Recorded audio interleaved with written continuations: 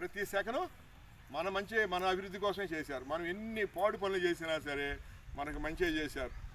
కాబట్టి నాకు ఈ మనుషుల్లో కూడా రెండే జాతులు ఉంటాయి, ఒకటి ఆవు, రెండోది పాము. అది మనం చేసినటువంటి మేలుని గుర్తుపెట్టుకొని ఆ విశ్వాసాన్ని తిరిగి ఇస్తూ ఉండే, రుణం తీసుకోవాలని కూర్చునేది ఆవు. కాబట్టి సమాజానికి మీరు తిరిగి ఇచ్చారంటే మీరు ఆవులు. మీరు సమాజం దగ్గర ఏదో ఒక బాధ్యత మీరు భుజాన్ని పెట్టుకున్నారంటే ఆవులు. మీరు తల్లిదండ్రుల దగ్గర కానీ దేశం దగ్గర ఎప్పుడైనా బాధ్యతలే మాట్లాడారు, బాధ్యతలే తీసుకున్నారు, మిగిలిన నీకున్న హక్కులన్నీ వదిలేసావు. నువ్వు ఆవుకి గడ్డేయి, చెత్తేయి, పస్తు పెట్టు, నీళ్లు పోయి బాగా చెడ్రకాలతో కొట్టు. కానీ ఆవు ఏమిస్తుంది? పాలేసి. ఆవు దాని పోతున్నా కూడా అందరూ దానికి దండం పెడతారు కదా. మనకైనా పాలిచ్చిందా? మనకైనా సహాయం చేసిందా? అయినా కూడా దండం పెడతారు. అదే పాము ఎవడైతే దేశంలో హక్కులు మాట్లాడాడు, బాధ్యతలు లేవు. మా రోడ్డు మీద, అవును మా ఇంటి ముందు మా రోడ్డు మేము పెట్టుకోకూడదా? ఇది మీరు జరిగింది మనం వినే గణేష్ నాకు జరిగింది. డీజే మా ఇంటి మీద రైల్వే పేట ముందు పెట్టాడు. రాత్రి 11:30 అయింది, మరుసటి రోజు క్యాంపు. అదిరిపోతుంది డీజే స్కిట్. నేను 108 ఫోన్ చేశా, మాకు చేయకూడదు అన్నాడు. అవునరా నువ్వు చెప్పావు కదా, పోలీసు నువ్వే అన్నావు, అంబులెన్స్ అన్నావు. కాదు సార్ మీరు 100 చేయండి అన్నాడు. సరే మళ్ళీ 100 చేస్తే అక్కడి నుంచి మళ్ళీ లోకల్ సెంట్రల్ నుంచి వచ్చింది. వచ్చినాక ఏంటండి ఎవరు అన్నాడు. సార్ నేను ఫలానా ఉన్నాయా అంటే సార్ వస్తున్నావా అన్నాడు. అన్నాక 10 నిమిషాలు పోలీసులు వచ్చారు, కొంచెం ఆగిపేశారు. అమ్మాయి అనుకున్నాం. వీళ్ళు వెళ్ళిపోగానే మళ్ళీ 5 నిమిషాలు మళ్ళీ పెట్టాడు. మళ్ళీ అప్పుడు నేను ఫోన్ చేసి ఏంద్రా మీరు చేసిన పని, మీరు చేస్తున్న పని, ఇప్పుడు రాత్రి ఎంత అయింది, 11:12 అయింది, జనం అందరూ గుండె అదిరిపోతుంది, ఏం డీజే ఇది కదా, నువ్వు నీతో సరిపోద్దా, నేను పైన ఎస్పీలు కానీ ఎవరితో మాట్లాడాలా అన్న. మళ్ళీ అప్పుడు వచ్చి అప్పుడు ఆపారు. ఏంటి పిచ్చి, ఈ గుళ్ళ మీద, మసీదుల మీద, చర్చిల మీద పెట్టే మైకులు ఎవరి కోసం? మీ దేవుళ్ళు చెవిటోడా? లేదా మీరు చెవులు ఉన్న వాళ్ళకి చిలులు పెడతారా మేము మైకులు? మీ దేవుళ్ళు అన్న చెవిటోడా? మీరేమన్నా బుర్ర తక్కువ వాళ్ళు ఏమన్నా?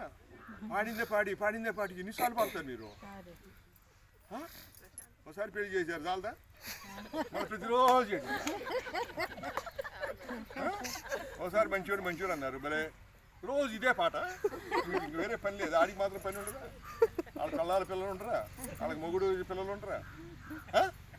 ఇదే పని చేస్తే వాళ్ళకి మాత్రం ఇసుగు పుట్టదా? మరే నేను కింద పంపించేది ఎందుకురా, ఏదో పని చేద్దామని. ఇదేం పని రా మీకు అని అడిగి తిట్టరా, కోపరా? ఆ నమ్మకం ఎవడైనా దేవుడు ఎక్కువ ప్రార్థన చేస్తే తొందర చేస్తాడు. ఎందుకంటే దేవుడికి ఇసుగు పుట్టిస్తున్నట్టు. మీ పని మీరు చేసుకోండి. అసలు ఎందుకు పుట్టారు మీరు అందరూ? నాకు చాలా పెద్ద సమస్య ఉండేది అన్నిటికనుక. నేను అన్నీ తెలుసుకున్నాను, చాలా తెలుగులో అనుకునేవాడిని, కానీ నాకు ఆఖరి ఒక ప్రశ్నకి సమాధానం తెలియక చచ్చిపోతానని భయపడేవాడిని. నాకు చాలా భయపడిపోయేవాడిని నేను. అమ్మో ఈ ప్రశ్న నాకు చాలా ఇందులో ఒక విషయం అన్నమాట. లెర్నింగ్ ద లెర్న్, నేర్చుకోవటం అనేది నేర్చుకోవటాన్ని తెలియదా, నేర్చుకోవటమే ఇంకో నేర్చుకోవటం. అది చదువు అంటే. నేర్చుకోవటాన్ని అది ఎట్లా నేర్పడం. ఇప్పుడు నేను ఒక ప్రశ్న వచ్చింది నాకు, దాన్ని నేను ఎట్లా నేర్చుకోవాలి, దాన్ని ఎట్లా తెలుసుకోవాలి, అదే చదువు. నేర్చుకోవటాన్ని నేర్చుకోవటం, నేర్చుకునే ప్రాసెస్ ఉంటుంది. అది ఎక్కడుంది, దారి ఎక్కడుంది, ఎవరు నేర్పుతారు?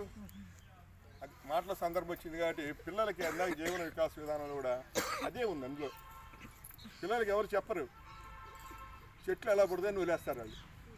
వాళ్ళన్నీ తిరుగుతారు, అని తిరిగి తర్వాత వాళ్ళు ఆలోచిస్తారు చెట్లు ఎలా పుడతాయి. వాళ్ళు నేర్చుకోవటాన్ని వాళ్ళు నేర్పుతారు. సరే ఇందాక మనం వచ్చిన మాట ఏంటంటే నేను ఎందుకు పుట్టాను, మీరందరూ ఎందుకు పుట్టారు, చాలా ఆఖరి సమస్య ప్రశ్న అనమాట.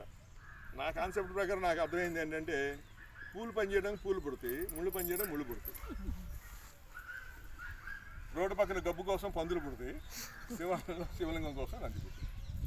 మీరు వెళ్ళి అది అర్థం ముందు నేను నందినా పందినా అని అడిగితే అది చెప్పేసి నువ్వు ఎన్ని అబద్ధాలు చెప్పావరా అని అడుగుతుంది.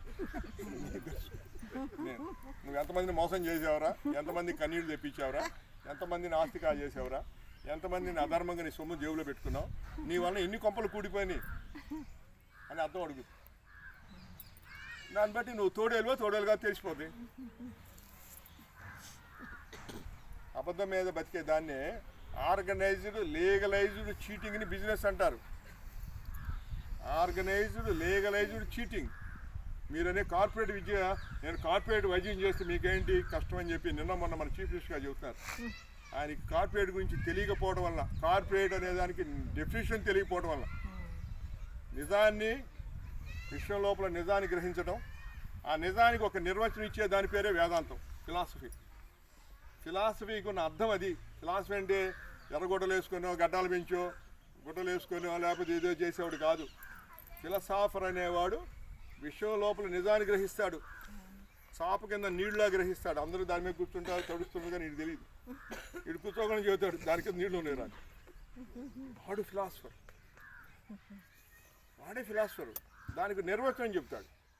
కార్పొరేట్ అంటే ఒకడు కూర్చొని ఉదయం నుంచి టికెట్ అని కొట్టాడు ఇంకో బొమ్మ. కార్పొరేటర్ వాడు స్కిల్ ఉన్నాడు, ఒక బొమ్మ తయారవుద్ది, ఎంతో నాణ్యతతో, ఎంతో గొప్పగా తయారవుద్ది, ఎంతో డ్యూరబిలిటీ ఉంటుంది.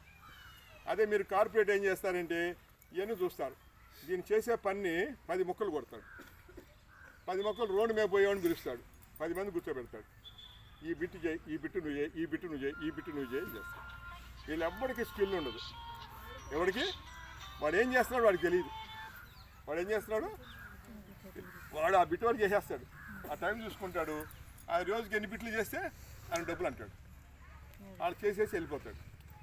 ఇంకోటి 11వ ఉంటాడు. 9 మంది చెప్పినాక 10వ చెబుతాడు. అరే వీటన్నింటినీ ABCD ఇట్లా వేసి బొమ్మేసి దీన్ని కలిపారా అంటాడు. వీడు ఒకడు రోజు మొత్తం మీద చేసే ఒక బొమ్మని వీడు 10 బొమ్మలు తయారు చేస్తాడు. వీడికి 10 రూపాయలు ఖర్చు అయితే వీళ్ళందరికీ తలా 5 రూపాయలు ఇస్తారు. వాళ్ళు 5 రూపాయలకి 10 బొమ్మలు, 10 రూపాయలకి బొమ్మ ఎంత పడింది అక్కడ? 10 రూపాయలు పడింది. ఇక్కడ 10 రూపాయలు.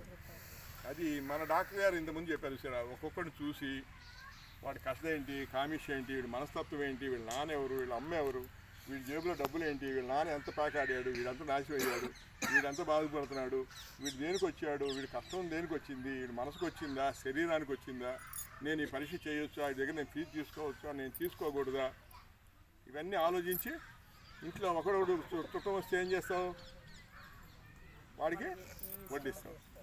కార్పొరేట్ అంటే మర్చిపోయింది, ఇందాక చెప్పానుగా. సో ఎందుకు పుట్టాను అంటే ఇందుకు పుట్టాను. ప్రతి ఒక్కళ్ళు కూడా, ప్రతి ఒక్క